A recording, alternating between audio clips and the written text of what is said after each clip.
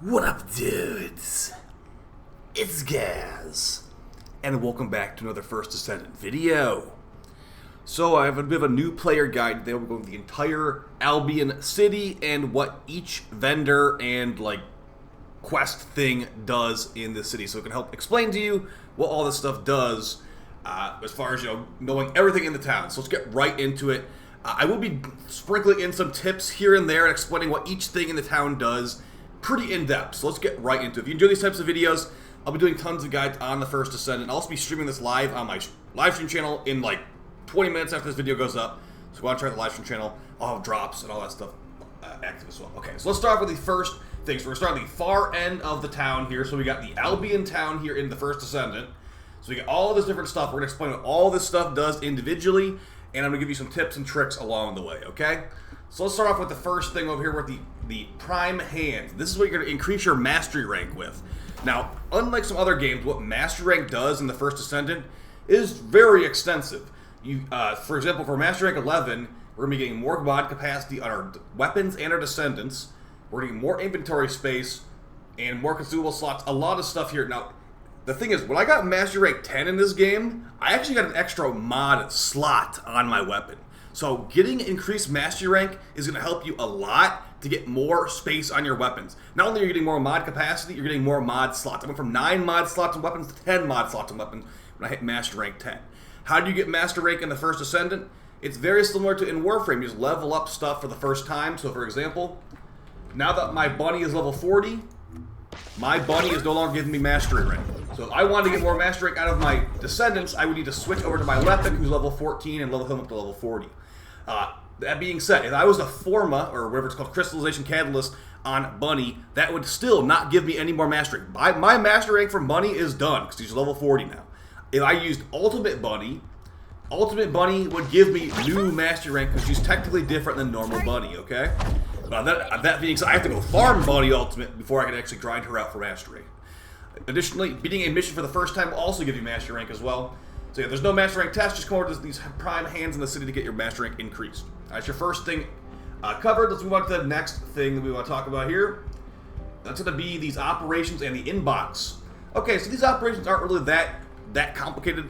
Basically, if you go over here, you can directly launch these special operations from the Albion city. Now, I don't have every region unlocked, but as you can see, there are defense missions on almost every region. You can launch these directly from Albion by doing this. If you don't want to launch them directly, you can launch them from the open world node. You just go out and find it. You just basically walk to it.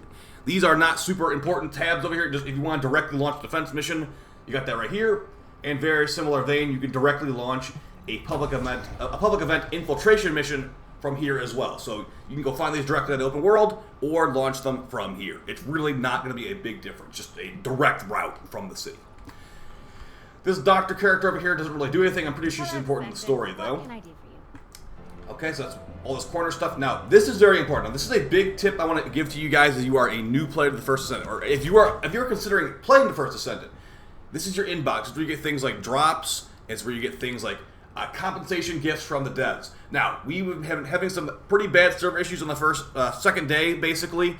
They have given us a bunch of boosters. Now, these boosters right here are going to be available until the 12th of July. So you have a week, over a week to log in and grab these. They last 3 days each. You got a gold booster, which is basically credits from Warframe. You got Kuiper Shard booster, which is basically Endo from Warframe. You got Descendant XP, which is separate from Weapon XP. So a Descendant XP booster and a Weapon XP booster. Now here's the thing. These boosters will tick down while you're sleeping. So if you claim this 3-day booster right now, and let's say you played for 2 hours today and went to sleep, and you slept for 10 hours, that's 10 hours of your booster destroyed, okay? They tick down while you're sleeping. So claim these when you know you're going to have a lot of time to farm. Don't claim it when you're right about to go to sleep, when you're about to go on vacation for 3 days. Hold off on claiming these until you know you have time to farm. And if you want to dedicate farm anything specific, for example today, I'm going to be grinding some Mastery probably. I'm going to grab the Descendant XP one and probably the Weapon Proficiency one as well. But that being said, I don't think I'm going to claim all 4 of them. I might claim 2 of them or 1 or 2. And since we have had 2 boosters dropped, there's a total of 6 days of boosters available to us if you claim them smartly. So just make sure you don't wait too long. If you take over 10 days, 10 hours to claim it from the time I'm recording this video, this message will go away and you lost your booster. So be very careful when you claim them. The servers were down yesterday. That's we got more boosters. So yeah, your inbox messages here will have all your compensation stuff, your beta rewards and all that. Hopefully it works for you guys. It worked for me. And yeah. All right, moving on to the thing over here. This is not a very important thing, but you can actually change your world state level. Once you've beaten the story, you can actually change your world state to hard difficulty once you've beaten it all. You can also just directly teleport to different planets and areas here. So like lots of the little like nodes in Albion are not needed. They're just kind of like bonus. Like you can directly teleport there by hitting like the G button. But if you want to do it through a little conduit, there's the thing right there. All right, moving on to the next vendor here. We have the Void Intercept NPC here, Seneca. Now this is where you're gonna get your boss fights, your big boss fights. And as you beat the story, you'll unlock more and more of these boss fights. And they can be some pretty big story progression stoppers. For example, this guy took us like 3 or 4 times to kill, and he was pretty tanky. Your teammates know what they're doing. This is where you can open up some relics. This is one of the places you can open relics. There's multiple places to open relics in this game. They can drop lots of mods, or not mods. They can drop lots of weapons, lots of reactors. You can open up specific relics here. And yeah, there's hard mode of these missions too. So if you thought you were cool for beating Devourer level 54, wait until you fight Devourer level 110. That bubble's about to be 10 times as tanky. So yeah, this is where you fight the bosses here. It's going to be a place you're going to be going to quite often when you're farming these higher level missions for lots of these relics and drops. So you'll learn about that in the story. You get your vault over here. It's where you can put in the gear you like. So for example, you can infuse gear up in this game. So I have this thing. I like the firearm XP multiplier gain on this. I'll probably equip this today when I'm farming XP. I save this. Eventually, I'm going to infuse it up to be higher level because I'm not level 34. I'm like level 70 something. So yeah, you can put gear in your vault. Hold on to it for later. Maybe hold on to it for when you get a new character. For example, I got Freyna building. I want to get some toxin reactors. I don't know if I saved it, but yeah, you can save like a toxin reactor when you get like a Freyna, or like for a character you don't have yet. Basically, you can put it in your vault for later use. And once we get maximum level, you can just keep stuff in there in general. All right, moving on to the rest of the vendors here. We have the Descendant Instructor. This guy just basically gives you a bunch. You do a bunch of like really small quests. He can give you a bunch of rewards. It's not a very important character, but you will be talking to him quite often to do a bunch of these quests in this game. He's not a very important vendor, but still a vendor nonetheless. Now let's try to remember all of the NPCs here. So we have another vault right here. So you have 2 vaults. You get the vault by the boss fight. You get the vault by all the upgrade stuff. Same exact vault storage. Now, as far as what we have over here, we have a lot of stuff to go over here. So, let's start off with the first guy right here. This guy is not very important, Deslan, but you can buy garbage guns from him that are not very useful. This is not worth your gold, but if you just need something to delete, I suppose. But yeah, mainly here, if you want to get some extra credits or gold, you can sell items to this guy. Instead of like getting like the liquid metal material, you will get gold instead. I would not recommend doing this. This is like basically credits. Deleting that thing for liquid metal material is going to be a lot more worth my time because of... Like, let's just delete it. So if we delete this thing right now, we hit J to mark it as junk, we delete it, we get superconductor met core and solenoid. That is used to craft things. So this guy's not very important. Do not sell weapons to him. It's not worth it. Just get it for materials. But when we go to the research person, I'll explain why liquid metal is so important.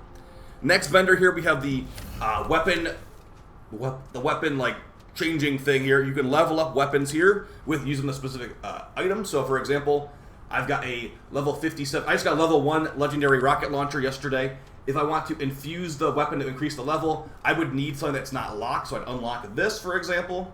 So let's unlock that. Can I not unlock it here? Oh, you can unfavorite stuff on the screen. Okay. If I would unfavorite that item, but I can infuse it up if I have the proper gear here. So let's unfavorite this rocket launcher so we can show how this works. So if you have the materials to do this, you can increase the weapon level of items. So I take that rocket launcher we just got. We unfavorited that rocket launcher.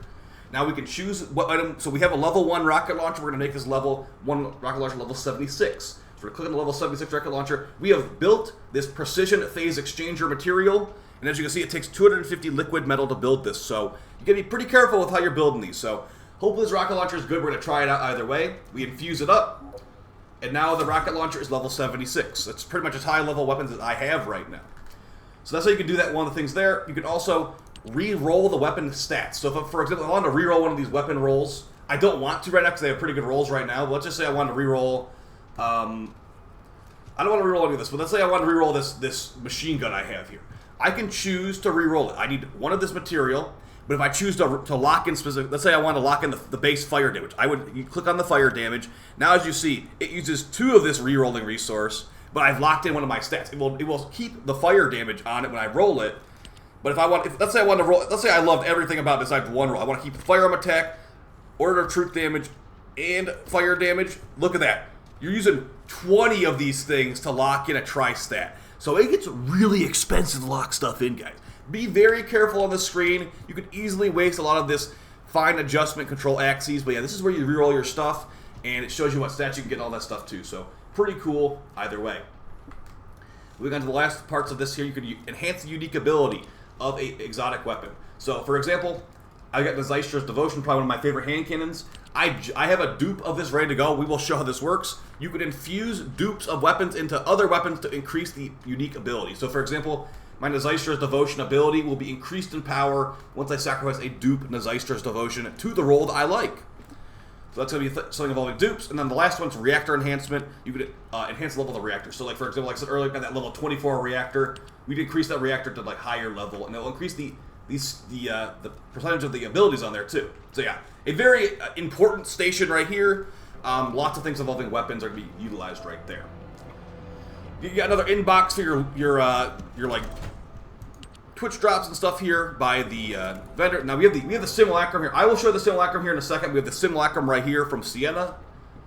We've got the mod upgrade station here as well. This is where you upgrade your modules. Now, as far as just getting endo easily in this game, you can easily dismantle mods, bonus mods for endo here. I don't have any. I did this destroy duplicate mods, but if you click on a mod, it will show you how much endo you get from it. So, for example, this extremely rare Void Charge Augment mod gives 4,500 endo, or sorry, 4,500 Kuiper shards from one delete. But a lower rarity mod would be like 500 endo. This one right here, 900 endo from that purple mod. From a really unrare mod, 300 endo. So this guy's going to give you a bunch of Kuiper shards just from deleting mods, but additionally, so you upgrade mods too. You can change your mods in mission, but you cannot upgrade mods in mission, it seems. So if I was to go here, it shows you what mods you currently have equipped in your gun. So for my Thunder Cage, you can see how much capacity you have left too. So if I want to upgrade the fire rate, even though this thing has a lot of fire rate right now, I could. You can upgrade the crit chance, crit damage, all that kind of stuff. You can scroll through. And if you want to see every mod you have, you just click on all mods as well. So yeah, very important vendor over here. You'll be going over this guy a lot. Also, yeah, these costs for some of these mods get kind of crazy. For example, that one we just showed, I'll show Water Place. So a legendary augment for a character is ridiculous. So if I max this out to level 10, look at how much Kuiper shard cost it is. For a maxed out augment, 515,000 Kuiper shards and 5.1 million gold, okay? So if you want to ever max these out, get grinding, because it's going to be a lot to grind it out. When you max out an augment, it just drains, it reduces the drain capacity. So it starts at 14, now it's at 4 when you max it out. So be really careful with that. But yeah, a very important vendor either way. Somehow, on even more important vendors over here, though, we have the Research Girl, and I'm going to go ahead and show you how the dupe weapon system in this game works. So Anais, she is probably the most important vendor in the entire Albion city. She's going to be your research vendor. So we're going to be getting Descendants and weapons all for free. Now, what we have here, now, heads up, just before we get into this, there is a 5 research limit at a time, okay? You can only research 5 things at a time in the first Descendant. There's no way you can pay your way past it or anything like that. As you see, I have a Zeister's Devotion duplicate weapon ready to claim. I'm going to show you that in a second. But yeah, I've been building some of these items. So for example, this is basically the thing that lets me reroll my legendary weapon. So one of these will be a no stat locked reroll, but a bunch of these will be needed for stat locked rerolls. So fine adjustment core control axes, very important. Precise ion accelerators, these are used to increase the level of reactors for legendary reactors, so very good there. This stuff all takes build times though, guys, so you're going to want to constantly build. If you've played Warframe before, just like in Warframe, have your